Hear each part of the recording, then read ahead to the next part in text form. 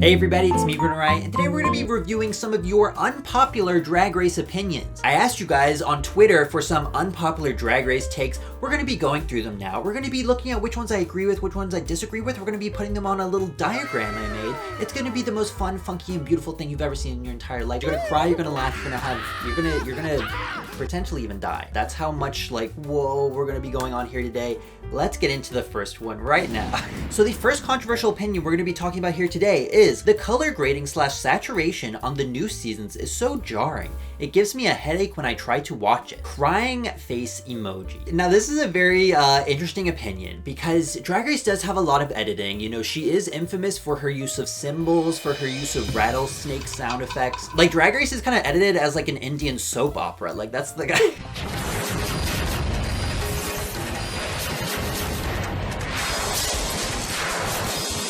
It's like jingling some keys in front of babies. Like, you guys are the babies, the editing is the keys. That's not how it used to be. Drag Race used to be edited more like America's Next Top Model. It used to be a lot more kind of like plain. Now it's gotten a little bit into like TikTok territory of having sound effects every 2 seconds. Oh, hi. Hey. Some pretty bitches in here.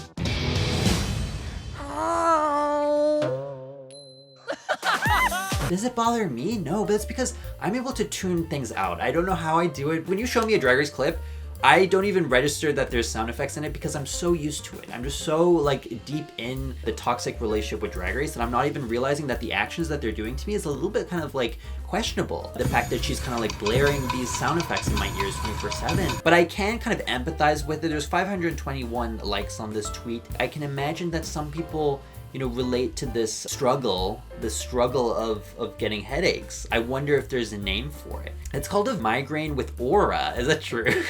Basically what it's saying to you is that you guys have so much aura and you have so much riz that it's actually affecting the way that you watch Drag Race. So I feel like you need to minus your aura points by skibbity toileting, and once you pay your phantom taxes, maybe your aura points will go down, and then you can watch the show again.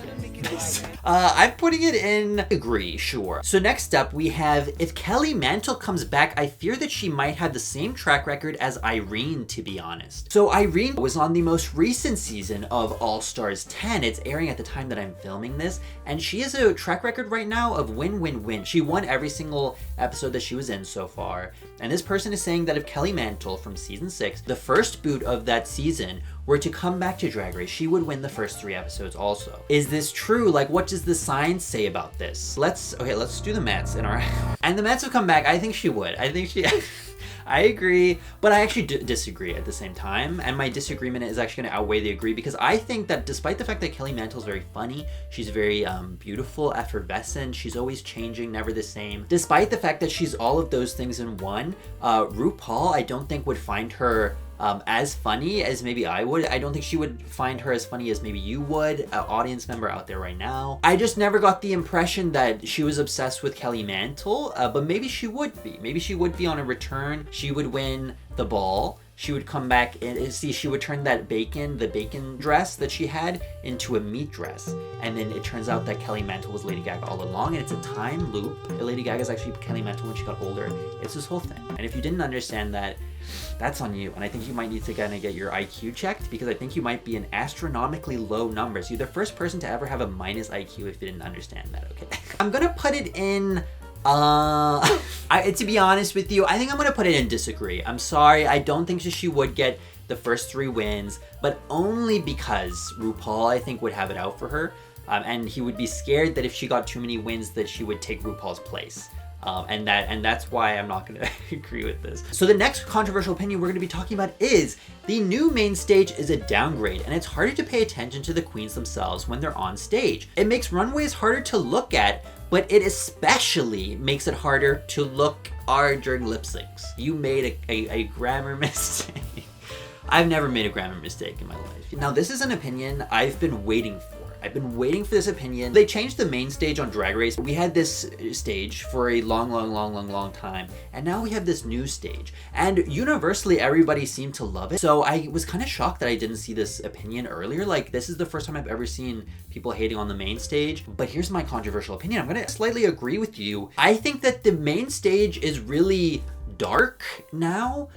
in the sense that I think it's because the floor has no dimension because it's all black, and then like the background can sometimes be dark, and then it can kind of like, you know, the outfits and stuff. It's just kind of like this blank void, I find sometimes. I think you should add some dimension to the floor so it's not just like kind of, you know, this black kind of like space. I think that personally that could be really cool. Just some sort of kind of like colored runway I think would help a lot in terms of not making it so kind of all the same color. So the next controversial Drag Race opinion we're going to be talking about is the makeover challenge relying so heavily on family resemblance is antithetical to the show's gay people can choose their families. Also, the judging in that challenge is so inconsistent per season and per contestant. We already know that that's a popular opinion, but I am very interested in this first part that you said. We had an entire episode about that. The gay people can choose their own families. Season 5, episode 8, I'm gonna say. It's the roast challenge. Roxy Andrews, she breaks down on the stage. She's crying. You see the mascara running. You see like everything. I can see every single pore in her human body,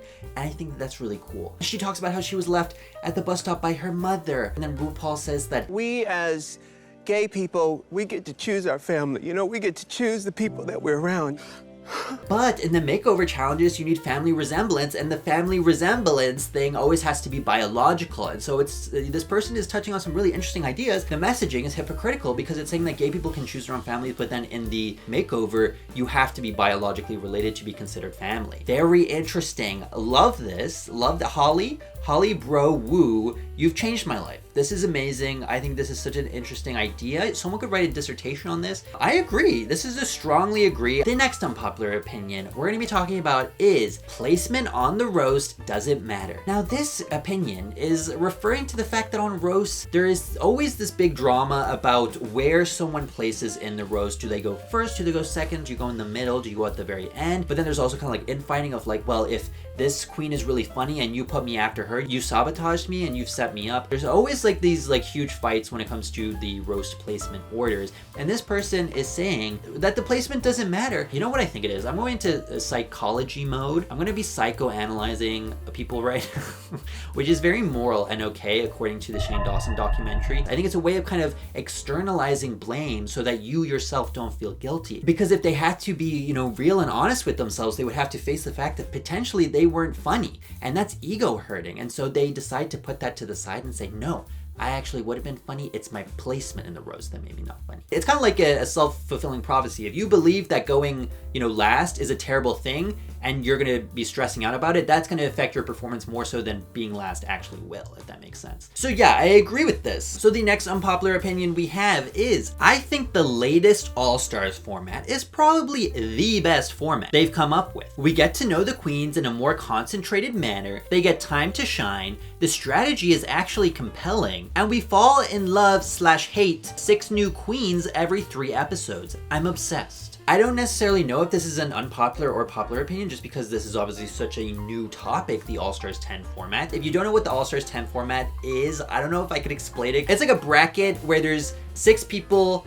initially in 3 episodes, and then the top 2 win stars, and then the bottom 4 have to give stars to each other, and then the people with the top stars at the end of the 3 episodes get to go on to the like semifinals or whatever. It's very convoluted, but it is working so far, at least in the season, and people are seeming to enjoy it. So I don't know if this is necessarily unpopular, but I think like all things in life, people are enjoying this because it's a shiny new object. And as soon as this format is not shiny and new anymore, people are going to throw it to the wayside and they're going to say that they don't like it anymore. Like most of the All-Star seasons have different formats, and if you kind of look at the pattern that we have, most All-Stars formats are liked upon their initial release, and then people hate them later on. So the All-Stars lip sync for your legacy, that was loved for All-Stars 2, and then by All-Stars 4, people hated it, so they got rid of it. Then you have the lip sync assassin thing. All-Stars 5, people didn't like it. All-Stars 6, people loved it. Then All-Stars 8, people hated it. They threw it away. Then you have the All-Stars 7 non-elimination format. All-Stars 7, people loved it. Then All-Stars 9, people hated it. They threw it away. And so I'm going to bet some money on the fact that this is the popular opinion. People are loving this format for now, but give it either a couple of weeks to, you know, a year. I know that All-Stars 11 is going to have the same format as All-Stars 10. I say that people are going to grow sour on it either later this season or when All-Stars 11 releases. People will dislike it, they'll abandon it and try a new format. So I'm going to say disagree. So next up we have the unpopular opinion that is people paying for roasts and lyrics from other queens defeats the purpose of the challenge. It would be like bringing an outfit from home for a design challenge. Now for people who don't know, this is talking about how oftentimes when people come back for All-Stars, they will have different Drag Race queens write their, for instance, the lyrics to a specific verse that they have to make. Or for the roast challenge, they will get someone who's very funny to write their roast jokes. Or for the reading challenge, they'll get other people to write their reads and then just regurgitate them on the show. And so this person is basically saying that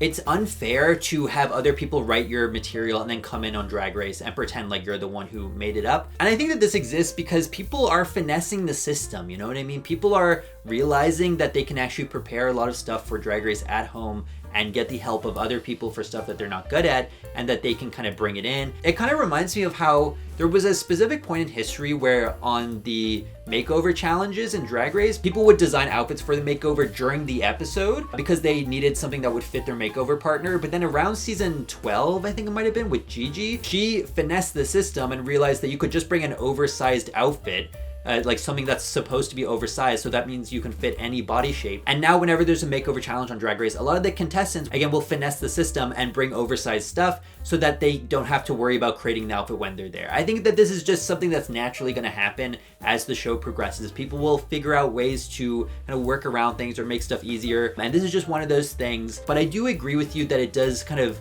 take some of the va-va-voom out of the challenges to know that it wasn't actually written by someone, or that they took someone else's jokes, or that, you know, Nikki Glazer wrote Gottmik's jokes. But I do agree with this. So the next unpopular opinion we're going to be talking about is, I hate the random comeback twist, Badonkadunk, chocolate, the lottery thing coming up. They've always seemed so unfair to me. At least have some small challenge as a chance to come back. I have been wanting to touch on this idea of having challenges to come back into the competition. We used to do it back in the day, back in God's country.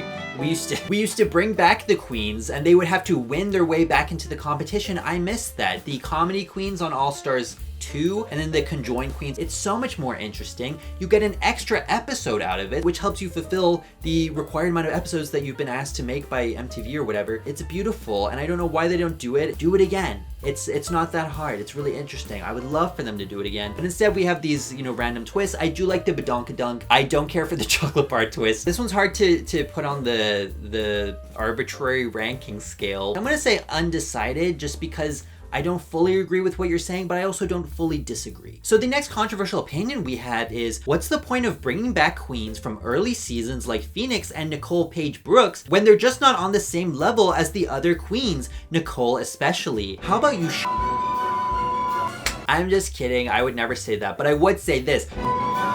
The reason that they get brought back, especially Nicole, is that she's great TV. How dare you even say this on my YouTube channel? I disagree with you completely. I like seeing people who were on the older seasons, I like seeing them come back, see how they adapt. Sometimes they adapt really well, sometimes they don't. So by your logic, if we're talking about bringing people back from earlier seasons, that means Kylie Sonique Love shouldn't have been brought back. Kylie Sonique Love won All-Stars 6. Are you saying that she shouldn't have been brought back just because she's from an early season? Jessica Wilde, All-Stars 8, she came back, placed third. She was one episode away from winning that entire season. There are so many queens from the earlier seasons who have done incredibly well when they come back for All-Stars way later on. I personally would very much disagree with you. This is a strong disagree. So next up we have the opinion that Drag Race is way more entertaining when the cast is majority 30-plus-year-olds. And I agree with this one. I've talked about this one with someone in my life who I'm not gonna dox and swat right now, but there is someone in my life and we talk about this all the time. We love when the casts are older than 30 years old, and the fact that Alexi Love was the oldest person on season 17 and she's like, what, 33, 34? That's crazy. I love when they cast older queens. I think people who are older have more experience and they don't care as much as the younger queens when it comes to stating their opinion, and I really enjoy that about people. Who deserves to go home tonight and why? I would have to say Fame, because clearly the struggle is real. So the Kennedy Davenports, the Nicole Paige Brookses, even like Tamisha Iman, I really enjoy what they bring to the show. So this is a strongly agree. So next up we have the controversial opinion that the Drag Race fandom isn't actually that toxic or stupid, especially compared to other fandoms like pop or K-pop stans. This might actually be unpopular seeing all the other responses, lol. Now I must say, despite the fact that I'm chronically online, I'm not like a fandom person, so I don't have like the most in-depth knowledge, but I am in some, like I do dabble in some fandoms. Some would say I dabble in the Drag Race fandom sometimes. Also, Survivor, I'm in the Survivor fandom. I got banned from their subreddit, guy. Maybe I'm the toxic person. But I do see like fandoms on the Twitters and on the internet, and what I've come to realize about fandoms is that I think the larger a fandom is, the more toxic it is. Would I say the entirety of the Drag Race fandom is toxic? No. But is there people who are toxic in the fandom? Sure. But I think to say that it's not that toxic or stupid, I think maybe is underselling it a little bit, because from, you know, specifically I always think of Asia O'Hara's story after season 10, her story in regards to the kind of vitriol that people were saying towards her, a lot of racist stuff. I don't think I can label that as not toxic, but I also wouldn't, you know, make a broad statement in saying that the Drag Race fandom is toxic and that all of it's toxic. I think there's portions of it that are toxic, which is going to be in any large group. So it's a hard, nuanced topic to talk about. I don't know if I did it justice, but I would disagree in saying that it's not toxic. Maybe it's not as toxic than, you know, the pop people or the K-pop stans you're talking about. But just because something's not as toxic doesn't make it not toxic at all. But I also don't think all of Drag Race fandom is toxic. I think you get what I'm on to. You understand. So next up we have a take from a Drag Race YouTuber who wants to remain anonymous. So I will not dox and swat them. And this Drag Race YouTuber who feel free to, you know, theorize. And they say the tie-dye to die for is one of the worst runways we've seen on Drag Race, and overall season 15 kind of had some chopped runways. And you know what? After looking at these runways, of course there's some, you know, decent ones out there, but you know, this specific one here, this is actually the decent one I'm talking about. I love this. I love the way the tie-dyeing is dying on her and it's like wilting off of her. I think it looks really cool. But I do agree with you, this runway isn't the best. You also have someone like Marsha who just did not do the theme. I don't know why she did this. Now your second part of your comment, which is overall season 15 kind of has some chopped runways. Maybe I'm misremembering, but I thought season 15 had some great runways, but that's just me. And I hope people theorize who you are and they find out who you are and they hunt you down for that opinion. So I'm gonna put this in undecided, because again I kind of have some mixed feelings. And next up we have the opinion to end all opinions. We have RuPaul should retire. Now this is an opinion that gets brought up sometimes and I disagree with it. I think he's a great host. I know that people like expect the world from this man. He is a 64-year-old man at this stage, and he is still able to do all these seasons. He's still incredibly funny.